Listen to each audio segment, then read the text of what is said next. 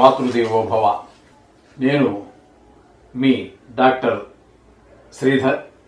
మనము ప్రస్తుతము కాలసర్ప దోషాల గురించి చెప్పుకుంటూ ఉన్నాం. అందులో భాగంగా శేషనాగ కాలసర్ప దోషము అనే దాని గురించి మనం తెలుసుకోబోతున్నాం. అయితే లగ్నం నుండి 6వ స్థానంలో రాహు, అంటే ఇది లగ్నం అంటే మేష లగ్నమైనా కాదండి, ఏ లగ్నమైనా కావచ్చు. ఆ లగ్నం నుంచి మాత్రం లెక్క రావాలి మనకి. ఇక్కడ అన్నీ మళ్ళీ చెరిపుకోవటం కష్టం అనేసి అట్లా చెప్తున్నాం. కానీ అన్నీ మేష లగ్నం కాదండి.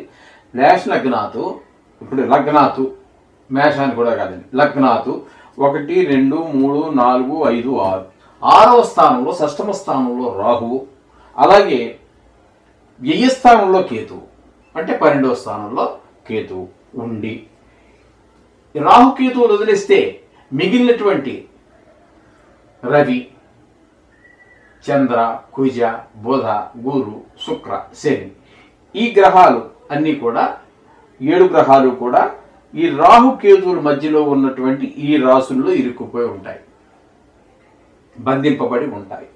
ఇక ఈ లగ్నంలో కానీ, ద్వితీయంలో కానీ, తృతీయంలో కానీ, చతుర్థంలో కానీ, పంచమంలో కానీ అంతా ఖాళీగానే ఉంటాయి. ఆ రాసులన్నీ ఉన్న గ్రహాలన్నీ కూడా 6 నుండి 12 మధ్యలోనే రాహుకేతువుల మధ్య బంధింపబడి ఉంటాయి. అయితే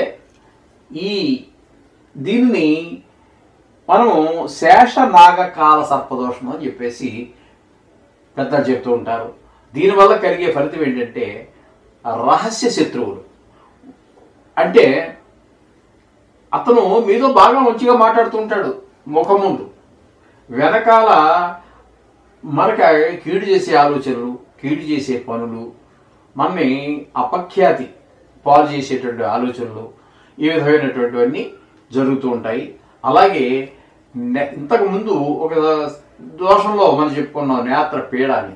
ఇప్పుడు ఇక్కడ ఇది ఉన్న వాళ్ళకి నేత్ర శస్త్రచికిత్స కూడా జరిగేటువంటి అవకాశం మనకి ఈ శేషనాగ కాల సర్పదోషం వల్ల ఏర్పడుతూ ఉంటుంది. అందుచేత శత్రువులు పెరిగిపోవటం, అపఖ్యాతి పాలవటం, ఇవన్నీ కూడా మనకి వీటి నుంచి బయటపడాలి. ఈ కంటి, ముఖ్యంగా కంటి శస్త్రచికిత్సలు, కంటి పీడలు అనేటటువంటి వాటిని చాలా ముఖ్యంగా తగ్గించుకోవాల్సినటువంటి వ్యవహారం అది. కన్ను అనేటువంటి చాలా ప్రధానమైనటువంటి అవయవం, అది మీ అందరికీ తెలుసు. అందుచేత వాటి నుంచి కాపాడుకోవాలి అంటే ఖచ్చితంగా ఈ శేషనాగకాల సర్పదోషానికి శాంతి ప్రక్రియ చేసుకోండి. మీకు ఎవరన్నా దొరికితే సరే, ఎవరో దొరకకపోయినా మా దగ్గర కూడా మేము చేస్తూ ఉంటాము.